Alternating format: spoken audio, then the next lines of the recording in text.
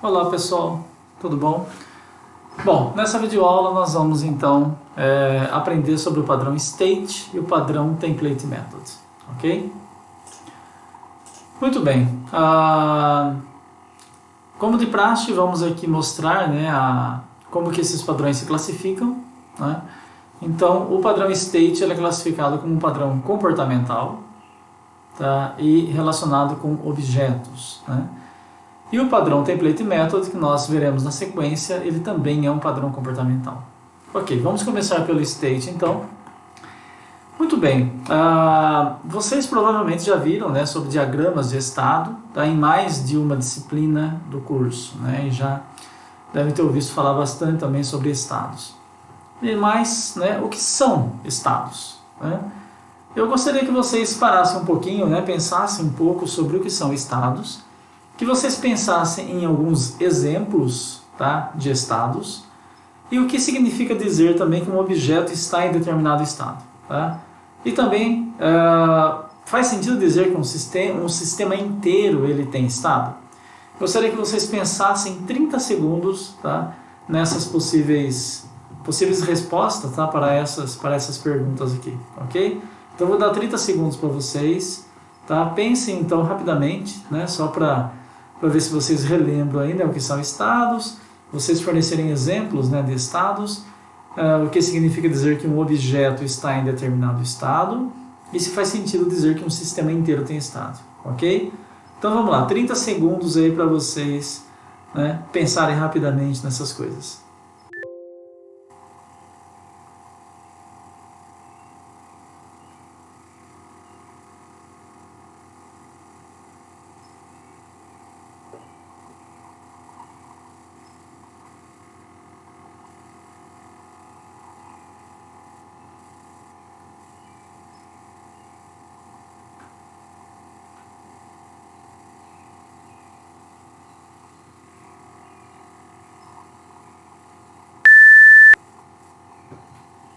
E aí?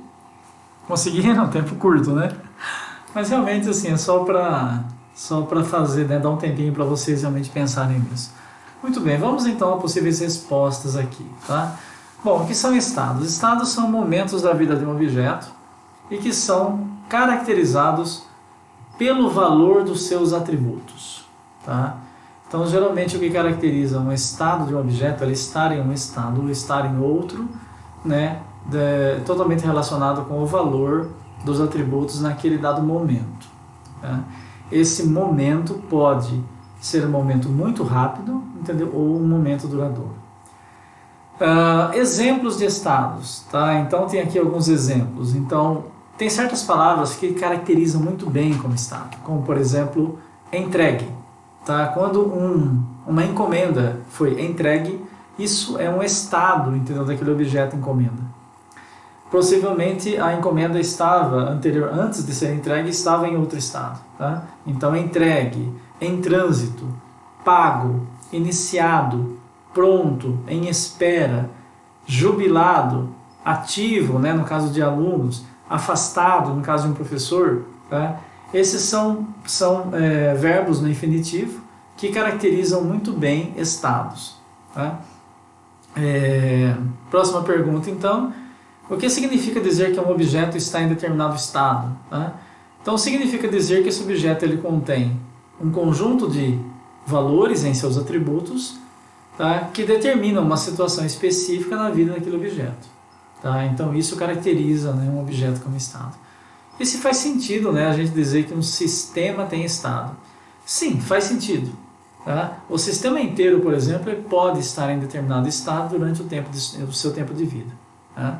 Mas geralmente quando a gente começa a falar sobre estados, nós estamos falando sobre algum objeto específico dentro do sistema ou um conjunto de objetos ou um conceito que existe dentro do sistema. Tá? Para vocês entenderem facilmente, né, se nós pegarmos como exemplo os sistemas acadêmicos de escolas ou de universidades, nós certamente temos ali um conceito chamado aluno, certamente existe uma classe chamada aluno e objetos chamados, né, alunos. Né? E vocês sabem muito bem que o objeto aluno ele tem determinados estados que o caracterizam, né? Então o aluno ele pode estar ativo, o aluno ele pode estar jubilado, o aluno ele pode estar candidato à formatura, também é um estado possível para alunos.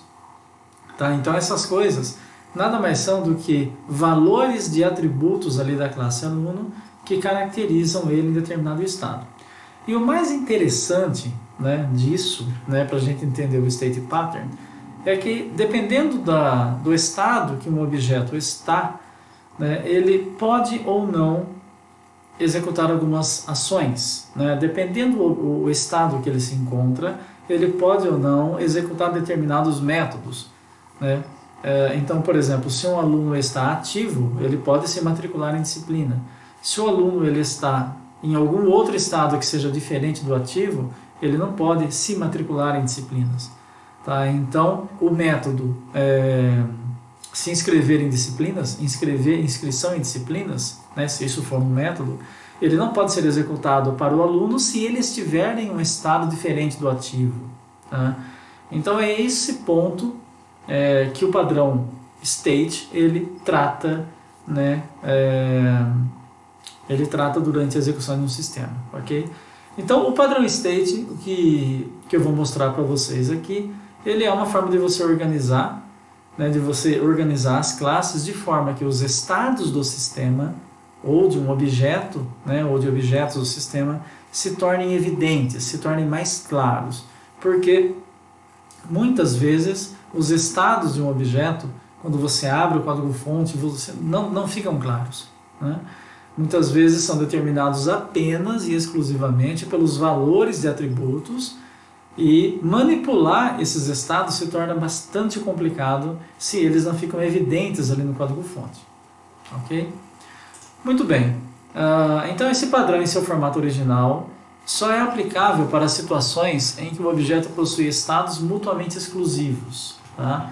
Se nós tivermos alguma situação onde objetos puderem estar em dois estados ao mesmo tempo, tá? Esse padrão, nesse formato original dele, precisa ser modificado. Ok?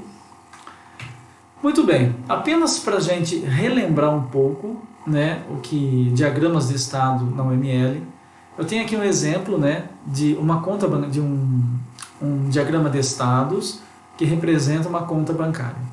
Então, nesse caso aqui, de forma muito simplificada, tá, a conta ela só pode estar em dois estados possíveis, tá? O estado disponível e o estado bloqueada. Percebe então que os estados são representados por esses, né, retângulos, né, com bordas arredondadas. Nós temos também na sintaxe desse diagrama essas linhas que são as transições de estado. Tá? Então, essas linhas significam que o estado ele pode, por exemplo, que a conta, né, nesse caso aqui uma conta bancária, ela pode sair do estado disponível para o estado bloqueado. E alguma coisa vai acontecer para que ela faça essa transição de estados. Tá? Então, qual é o evento que pode levar uma conta a sair do estado disponível e ir para o estado bloqueado? Uma das coisas que pode acontecer é quando o saldo da conta se torna negativo. Tá? Então, aqui isso representa uma transição de estados e, atrelado a essa linha, a gente coloca eventos. Né? Eventos são geralmente situações ali que podem ocorrer externamente ou mesmo internamente ao sistema e que disparam uma transição de estado. Tá? Então, quando o evento ele começa com N, são eventos temporais, né? Desculpa, eventos de mudança. Tá? Eventos temporais é quando nós temos aqui, por exemplo, after tantos dias. Isso é um evento temporal. Okay? Outro ponto interessante ser observado aqui em diagramas de estado, com relação a essa sintaxe, né, que deve ser utilizada aqui, é que sempre temos então o nome do evento, podemos ter uma condição de guarda associada com esse evento, e depois temos uma barrinha aqui que separa o que vem depois. Isso aqui é algo que vai ser disparado caso a transição de estados ocorra. Tá? Então isso aqui ele vai ser disparado, é um trigger, né, que ele vai é uma ação, né? Então, geralmente, a forma de ler isso é evento, condição de guarda e ação. Tá? Então, essa ação ela vai acontecer quando, né, esse evento acontecer e essa condição de guarda for verdadeira. Tá? Então, veja, nesse exemplo da conta bancária, para ela sair do estado disponível e ela ir para o estado bloqueada, tem dois caminhos possíveis. Tá? Um caminho possível é por meio do evento de mudança. Tá? Então, quando o saldo da conta se tornar negativo, ela vai para o bloqueada. E uma outra situação é quando acontece um evento de saque em que a quantia é igual a saldo. Nesse caso, o que acontece? Ele permite a ação sacar, tá? Então o método sacar é realizado, ele permite o saque, só que nesse momento ele também, né, a conta também vai para o estado bloqueada. Tá? Muito bem, todo diagrama de estado também tem um estado inicial, estado final, tá? Podendo ter também transições aqui, né, do próprio estado para ele mesmo, né? Mostrando, por exemplo, que se eu estou na conta bloqueada, né, eu fico realizando depósito, eu posso realizar depósito, né, estando minha conta bloqueada, e ela continua bloqueada. Qual é o evento que faz com que ela deixe de estar no estado bloqueada e volte para o estado disponível? Justamente quando, né, o saldo se torna positivo.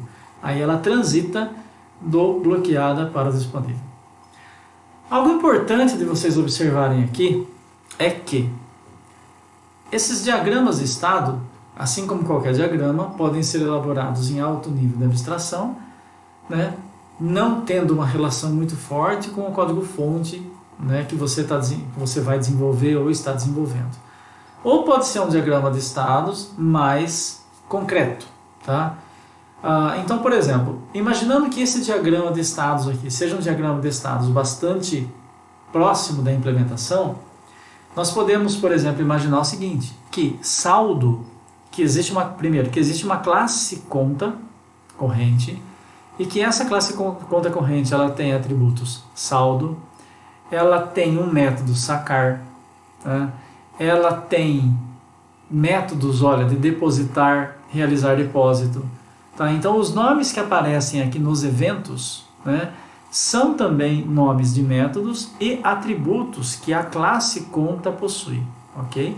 Então, eu posso construir o meu diagrama de estados utilizando esses nomes que existem lá na classe conta. Ok? Muito bem, isso aqui foi só para dar uma recapitulação. Por quê? Porque na hora que nós estamos fazendo o diagrama de estado, né, é importante que esses conceitos sejam claros. Tá? Transição de estados, né, eventos que acontecem e que fazem com que um estado transite, né, de um para o outro, né, condições de guarda também são importantes e as ações que são realizadas. Muito bem. Qual é a intenção do padrão state? É fazer com que o comportamento de um objeto seja dependente do estado que ele se encontra no momento. Isto é, o comportamento será diferente de acordo com o estado que ele se encontra. Na verdade, isso não é nem a intenção exata do padrão state. A intenção exata do padrão state é fazer com que essas coisas se tornem mais claras e evidentes na sua arquitetura. Tá? Porque os objetos se comportarem dependendo do estado que ele se encontra, tá? Isso é o natural de qualquer sistema, né? Então, assim, a intenção do padrão state, na verdade, é fazer com que essas coisas fiquem mais evidentes ali no código-fonte. Um exemplo aqui interessante é assim, tá? Considere que existe uma classe TCP Connection, tá? Que ela representa uma conexão de rede. Tá? Bom, então temos um objeto então, naquela classe, um objeto TCP Connection, que ele pode estar nos seguintes estados: estabelecido, ouvindo ou fechado. Então, sabendo que essa classe permite 3 estados, né, como é que vocês implementariam isso? Não vou colocar de novo os 30 segundos, tá? Mas pensem, tá? Então, assim, você tem uma classe, ela pode ter 3 estados, né? O objeto daquela classe pode estar em 3 estados, né, possíveis, né? Estabelecido, né? Ouvindo, né? Ouvindo seria o preparado, né? Esperando, né? Conexões, e fechado. Como que vocês implementariam isso? Tenho certeza que muitos pensaram no seguinte: um atributo, tá? Um atributo status, por exemplo, tá? E esse atributo status poderia receber como valor established, listening ou closed, né? Isso é realmente o mais tradicional e é o que mais a gente acaba encontrando por aí, ok? Muito bem. Continuando aqui, então, depois eu mostro, né, como que seria a implementação com o padrão state. Então, quando um objeto, né, TCP Connection, recebe requisições de outros objetos, ele responde diferente, dependendo de que estado que ele esteja. Tá? Então, por exemplo, o efeito de uma requisição do tipo open, tá? Ela depende se o objeto ele está fechado ou se ele está no estado estabelecido, né?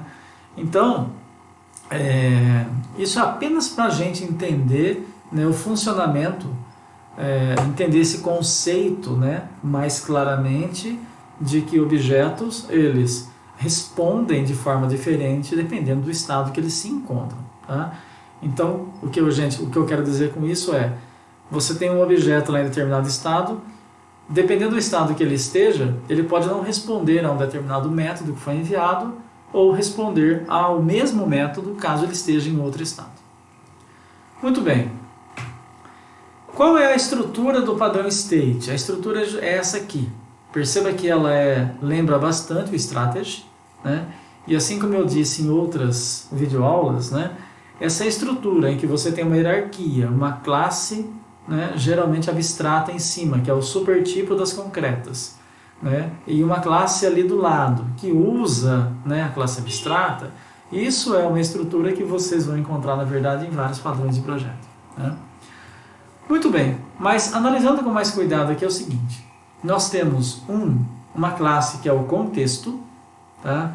E essa classe contexto ela tem estado, tá? Essa estado é representado por essa interface, né, ou classe abstrata chamada state. E aqui embaixo da hierarquia é que eu tenho estados concretos, tá? Então eu tenho o estado concreto aqui A, estado concreto B e posso ter outros. Aqui no contexto tenho também aqui um request, tá?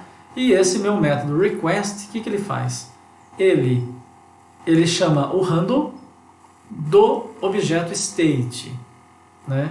Então perceba que essa associação aqui, né, representada por uma agregação é um tipo de associação, né? Ela representa que aqui dentro do contexto eu tenho aqui um atributo state, tá? Que representa o quê? Representa o estado que aquele contexto está naquele determinado momento, ok? Bom, quando ele recebe uma requisição, o que ele faz então? Quem é que vai tratar essa requisição que ele recebe? O estado atual, tá? Então aqui ele tem os diversos estados. Perceba que o handle que trata, né, aquela requisição tem um handle aqui que vai tratar essa requisição quando o objeto estiver no estado A. Esse handle trata a requisição, né, de forma quando o objeto estiver no estado B, e assim por diante, caso existam, né, mais estados aqui. Muito bem, vamos ver, né, um exemplo aqui, tá, que é de um portão eletrônico, tá? Então vejam, primeiro eu vou explicar esse diagrama de estados, tá? Um diagrama de estados que eu mesmo elaborei, e depois eu vou mostrar a implementação dele usando o padrão state, ok? Muito bem, esse diagrama de estados ele funciona assim. Imagina que eu tenho um portão eletrônico, tá, na garagem lá da minha casa, né? Esse portão é um portão basculante, tá? Então ele abre, né, dessa forma e fecha assim. Imagina também que ele é um pouco mais avançado, então ele tem um sensor em cima, um sensor embaixo. O sensor de cima é para detectar a hora que o portão está aberto. O sensorzinho que tem lá embaixo é para detectar a hora que o portão está fechado, que chegou ali embaixo, ok? Outro detalhe importante: Na hora que o portão está abrindo, né? Então, o portão fechado, apertei o botão, ele começou a abrir. A hora que ele está abrindo, se ele estiver aqui no meio e eu apertar o botão, ele para. Tá? Estiver no meio, ele não abriu completamente, né? Então ele começou a abrir, apertei o botão, ele para. Tá? Se eu apertar o botão de novo, tá? Ele fecha. Então ele volta para onde ele estava antes. Se o portão estava aberto, eu aperto o botão para fechar. Outra observação, só tem um botão, tá? No controle, só tem um botão. O portão estava aberto, aperto o botão do meu controle, ele começa a fechar. Suponha que antes de chegar lá embaixo, eu apertei de novo o botão do controle, ele para no meio. Tá? A hora que ele está parado no meio, tá? Se eu apertar de novo o botão, ele segue o mesmo raciocínio da primeira explicação. Ele volta no estado que ele estava antes, que é o aberto. Ok? Muito bem. Como é que esse diagrama de estados ele foi projetado aqui? Tá? Então veja, então eu tenho estados fechado, aberto, tá? Tenho o abrindo e o fechando. Tá? Então, aberto, né? Fechado. O abrindo é enquanto ele permanece nesse tempo, né? Enquanto ele está executando, né, esse procedimento de abrir. O fechando é quando ele está executando o procedimento de fechar, ok? E esse parado, né, esse estado parado aqui, é quando justamente ele estava abrindo, apertou o botão e ele parou, ou ele estava fechando, né, e o botão foi pressionado e ele parou também. Tá? Então esse parado é o parado no meio, ok? Bom, então veja. Vamos analisar algumas situações aqui. Quando o portão está aberto, né, qual é o evento que ocorre que faz ele transitar para o fechando? Né? Quando eu pressiono o botão. Tá? Então ele está no estado aberto, eu pressiono o botão, ele chama o método fechar e ele entra no estado fechando. Ele entra no estado fechando, a hora que ele chega lá embaixo, tá, que o sensor fica true, ele passa para o estado, então, fechado. Estando ele no estado fechado, né, qual é o evento que acontece que faz ele transitar para o abrindo? Né? Se eu pressiono o botão abrir. Né? Quer dizer, se eu pressiono o botão, só tem um botão. Então, ao pressionar o botão, ele transita, né, para o estado abrindo. Né? No estado abrindo, ele permanece no estado abrindo enquanto o sensor não for verdadeiro. Quando o sensor é verdadeiro, ele vai para o estado aberto. Ok? Como é que eu tratei então esse detalhe do parado? Tá? Muito bem, o estado do parado foi assim. Quando o portão está abrindo, tá? Por exemplo, tá? Então ele está no procedimento de abrir. Se eu pressionar o botão, né, antes dele chegar no aberto, ele para. Então ele vai para o estado parado. Ele estando no estado parado, né, significa que ele está no meio. Né?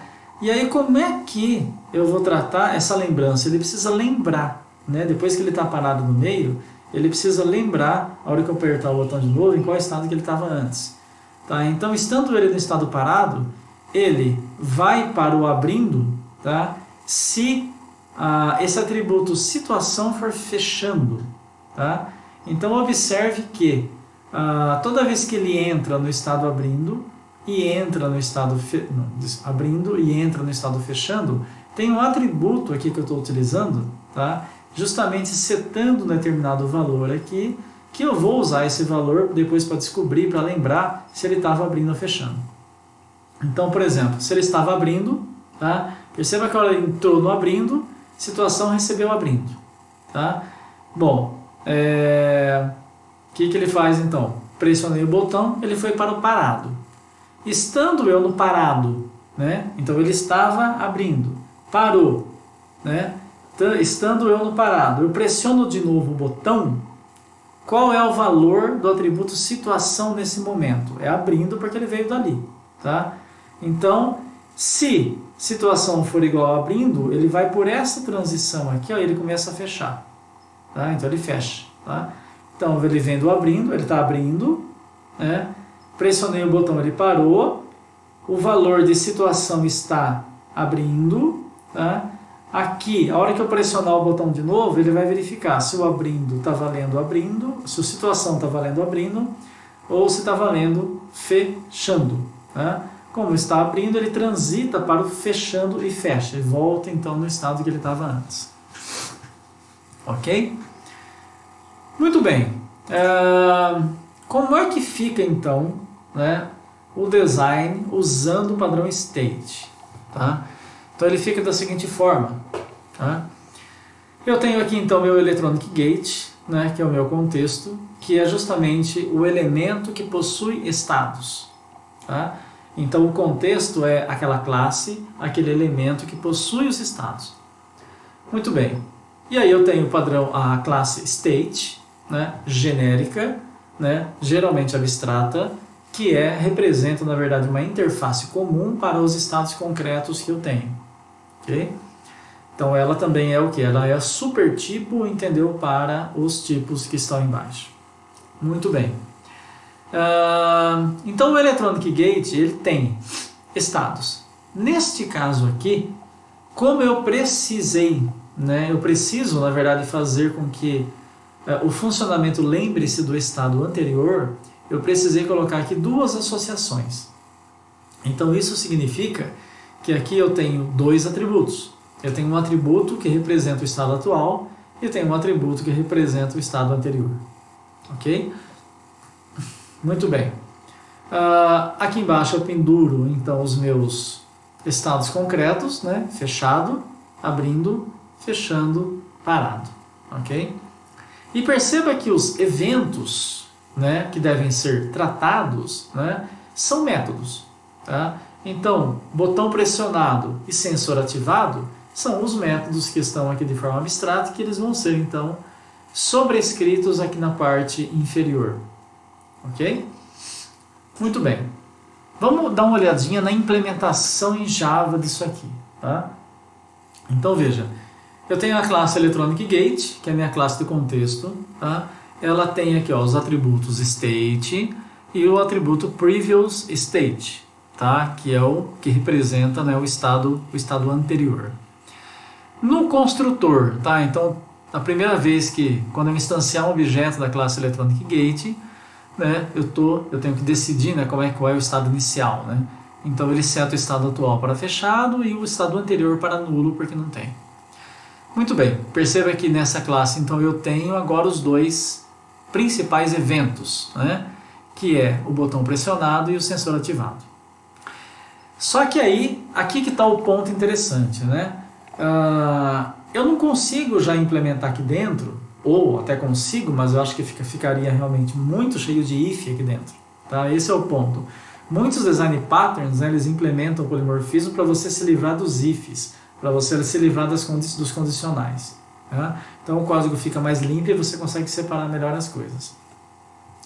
Então veja, aqui no botão pressed, o que ele faz? Ó, ao invés de eu ter que tratar aqui dentro todas as mudanças de estado, né, o que ele faz? Ele simplesmente delega, né, o tratamento desse evento para o estado atual. Então perceba que ele tem o current state aqui, tá? Eu não sei ainda qual é o estado atual, não sei qual é o objeto corrente aqui, então eu uso o normal de polimorfismo, mas ele está falando, olha, o estado que tiver aqui naquele momento, trate, né, o pressionamento aqui do botão. Tá? Mesma coisa para o sensor ativado. Tá? Ele repassa, ele delega, né, o tratamento do sensor ativado para o estado atual. Tá? E aí ele vai se comportar então de formas diferentes dependendo do estado que está aqui naquele momento. Tá? Dando uma olhada aqui, tá, em um dos estados concretos, né? Então temos aqui o estado closed, né? Perceba que ele extends state, então ele herda, né, de state, né, o closed. Como é que o botão pressed, né, do estado concreto funciona? Né? O que ele faz? O botão pressed, o que ele tem que fazer? Ele tem que fazer o que? A transição de estado, que é justamente aquela linha, né, que faz ele transitar de um estado para o outro. Então se o botão foi pressionado, né, ele faz essa transição de estado aí. Então o que ele faz? Se ele que ele, olha, ele seta o estado atual para abrindo. Por quê? Porque se ele está no estado fechado, o próximo estado possível para ele é o abrindo. Então ele faz aqui um set current state, né, para opening. E aí ele seta já o estado anterior para dis, que é o estado que ele estava antes. Ok? No caso do sensor ativado aqui ele não faz nada. Muito bem. Então, pontos importantes aqui. O comportamento depende do estado atual. Tá? Então, assim, o button pressed, quer dizer, qual o button pressed que vai ser executado, né? Esse ou esse. Depende de qual objeto vai estar aqui dentro desse current state. Tá? Então, o uso normal aqui de polimorfismo. As condições de guarda também aparecem aqui, por exemplo. Veja, no caso do stopped, né, do estado stopped, lembrando dele aqui atrás, veja, lembrando do stopped é esse parado nosso aqui, é quando ele para no meio. Tá? No caso do stopped, o que acontece? Nesse caso aqui, ele precisa verificar o estado anterior, para ele conseguir mudar, fazer a transição para o estado correto. Tá? Então, quando o botão é pressionado e ele está no estado stopped, ele tem que fazer aqui uma verificação. Então, ele verifica se o estado anterior for opening, tá? Ele muda para closing. Se não, ele muda para opening. Tá? E dessa forma, então, eu consigo tratar, né, aquelas duas variações de quando eu aperto o botão no meio de um estado que ele está no processo ali, ou de abrindo ou de fechando. Ok? Muito bem. Vou começar agora a falar aqui do template method. Tá? O template method, ele é um método cuja intenção dele, tá, é definir um esqueleto de um algoritmo, tá? E ele defere, né, quer dizer, ele repassa passos desse algoritmo maior para subclasses da hierarquia. Ok? O template method permite que subclasses redefinam partes de um algoritmo sem deixar ele mudar a estrutura do algoritmo em si. Tá? Esse padrão ele é muito usado onde? Ele é muito usado em frameworks, em APIs e códigos que serão geralmente reusados. Então, provavelmente vocês vão sentir, né, necessidade de uso de um padrão desse jeito se vocês forem fazer, por exemplo, uma API e entregar ela, entendeu, para usuários usarem. Né? Ou vocês forem fazer um framework, onde você precisa deixar esse framework coisas em aberto, né, para que, né, quem for utilizar o framework ele vai implementar aquelas partes que faltam. Tá? Então, assim, esse tipo de design pattern ele não é muito comum de você encontrar, na verdade, em sistemas convencionais. Porque em sistemas convencionais está tudo implementado ali e pronto. Tá? Mas quando você pensa em situações onde um determinado software, né, vai ser desenvolvido para ser utilizado por outros, né, e que esses outros precisam ainda estender algumas coisas, porque não daria para você prever tudo, esse padrão ele é bastante importante. E ele é simples, tá? Ele é bem simples de ser compreendido, né? Simples de ser implementado também, e acho que o mais diferente dele é isso que eu acabei de falar. Tá? Ele é simples de ser entendido, mas ele é poderoso, por quê? Porque geralmente ele é utilizado, ele é desenvolvido por uma pessoa, né, e usado por terceiros. Muito bem. Qual é a estrutura do template method? Temos uma classe abstrata, tá? E uma classe concreta. Na classe abstrata nós temos, né, um método que ele assume o papel, né, de template method. Tá? E aí você tem outros métodos abstratos na mesma classe que assumem o papel de operações primitivas. Tá? Então esses nomes, né, template method e operações primitivas, são apenas nomes, é uma nomenclatura usada, tá? Mas no caso seriam métodos normais, inclusive, quer dizer, os métodos não precisam ter esses nomes. Tá? Isso aí é apenas realmente assim, para deixar mais claro qual método seu seria, né, se caracterizaria como template method e quais métodos se caracterizariam como operações primitivas. Ok? Então veja, o template method, por que ele é um método template? Né? Template geralmente remete a você ter uma estrutura, né, meio que não muda, né? Mas você tem partes de dentro dessa estrutura que podem ser modificadas e podem ter comportamentos distintos. O template method ele é o seguinte, ele é um método convencional que ele faz coisas, só que dentro dele, perceba, ele usa as operações primitivas. Entretanto, observe que as operações primitivas são abstratas. Método abstrato é aquele método que... Vocês lembram o que é um método abstrato? Método abstrato são aqueles métodos que ele só tem assinatura, ele não tem corpo. Tá? Então, isso significa o seguinte, que aqui nessa classe abstrata, esse template method foi implementado, suponha que aqui nos 3 pontinhos tenha bastante coisa. Tá? Em determinado ponto desse método, desse template method, ele se utiliza de um método abstrato. Tá? Mas como, professor? Ele pode se utilizar de um método que não tem corpo? Pode. Tá? Pode porque o método abstrato, né, que é só a assinatura de um método, ele tem um tipo de retorno. Tá? Então você pode muito bem chamar um método abstrato ali no código-fonte, usar o tipo de retorno e continuar implementando. Tá? O que não dá é para ele não funcionaria se alguém não fornecer um corpo para ele. Tá?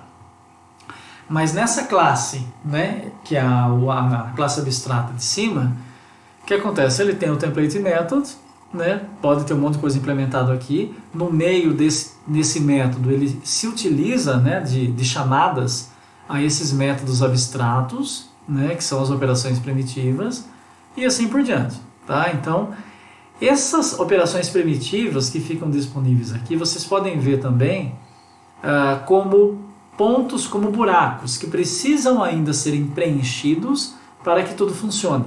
Né? E por que essas operações primitivas são buracos que precisam ser preenchidos? Por quê? Porque possivelmente não, quem implementa um framework ou uma API tem detalhes do código do terceiro que ele não sabe. Né? Então ele tem que deixar realmente alguma coisa ali aberta para que esse terceiro, tá, forneça por retorno de método, por exemplo, um valor para que o template method funcione. Tá? Muito bem, e aí como é que eu uso? Aí quem fez o abstract class é uma pessoa e quem vai usar o concrete class é outra pessoa, é um terceiro. Tá? Como então que alguém usa, né, o abstract class aqui? Ele usa criando uma classe concreta que herda dessa classe abstrata, que geralmente está na API, está no framework, e ele é obrigado a implementar algumas operações primitivas. Tá? Em Java, em algumas outras linguagens, né, quando você faz uma herança, né, logo o compilador aponta, fala, olha, você precisa implementar, né, os métodos tais e tais, porque eles são abstratos lá em cima. Né? Então você precisa fornecer um corpo, né, para eles, né, retornando algum valor, por exemplo. Tá? Bom, eu tenho um exemplo aqui, tá, que é um exemplo justamente de um framework de persistência que eu desenvolvi no meu doutorado há alguns anos atrás. Tá? Então veja, como ele é um framework, né, e essa parte aqui, né, do framework justamente trata da conexão com o banco de dados, qual era a intenção? A intenção era eu fornecer uma facilidade, né, para o programador, tá, de forma que ele reusasse o meu framework e ele tivesse que implementar o mínimo de coisas possível. Né? Então hoje em dia tem também aí muitos frameworks de persistência disponíveis, o meu ia na mesma linha. Muito bem, nesse caso específico aqui eu estou falando de conexão com o banco. Tá? E a forma de fazer conexão com o banco pode mudar bastante.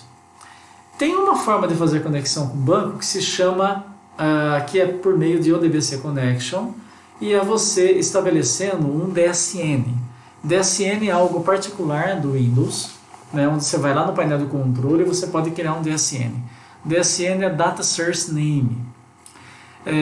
E aí quando você no Windows quer configurar uma conexão via DSN, você vai no seu Windows, né, você usuário, né, programador, você vai no seu Windows, você vai no painel de controle, cria um DSN e você aponta para um banco de dados que você tenha. E aí você tem que dar um nome. Tá? Esse nome, quem desenvolveu o framework, que foi eu, nunca vai saber. Né? Então, o programador é que sabe desse nome porque ele criou na máquina dele. Então, assim, eu quero ajudar, eu quero fornecer a maior parte de código possível para fazer a conexão com o banco, só que eu não sei o nome do DSN, isso aí eu preciso. Esse é um buraco no meu código que eu preciso deixar aberto e que eu preciso que o desenvolvedor me fale qual é esse nome. Tá? Então, essa é uma situação bastante típica, bastante interessante de usar o Template Method. Okay? Como é que foi feito então? Então, eu tenho aqui, né, uma classe abstrata chamada ODBC Connection, tá? Que ela inclusive estende de uma classe superior ainda que é o Connection Manager. Tá? Nessa classe ODBC Connection, veja, no construtor dela, né, eu estou setando aqui um JDBC. E aí o que eu faço? Eu estou concatenando aqui numa string normal de conexão, né, de JDBC. Então JDBC, .dbc. Só que aí eu tenho que colocar na frente o nome do DSN que eu não sei. Né? Eu, como desenvolvedor do framework ou da API, eu não sei, né, qual é esse nome aqui. O cara pode ter colocado o nome lá, bastante específico. Né? Muito bem, então eu tenho que deixar aberto. Então esse setDSN, o que ele é? Veja, ele é a minha operação primitiva. Ele é um método abstrato que ele precisa retornar uma string. Tá? E esse retorno da string é o que eu vou usar para concatenar aqui, para conseguir fazer essa conexão com o banco. Certo? Muito bem.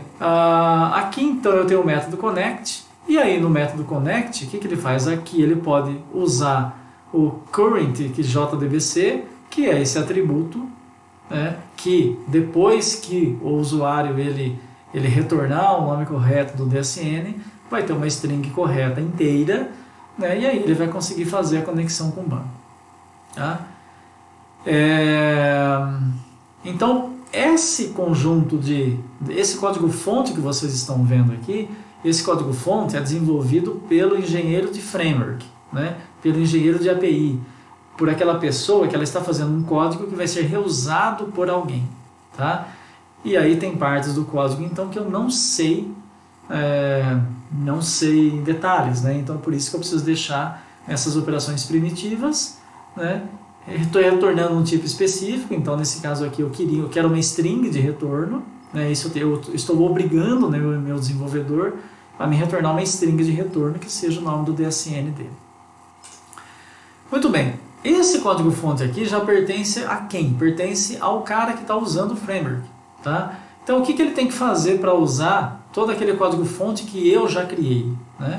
Ele implementa a classe dele com o nome que ele quiser, ele estende o DBC Connection, que é a classe que eu criei, que eu disponibilizei no meu framework, que ela é visível, né, pelo desenvolvedor.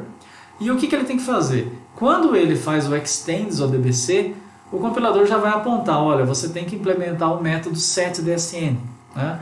Obviamente que deveria ter também um manual de uso do framework dizendo para ele que o setDSN ele precisa dar um return no nome do DSN dele. Mas essa é a única coisa que ele tem que fazer.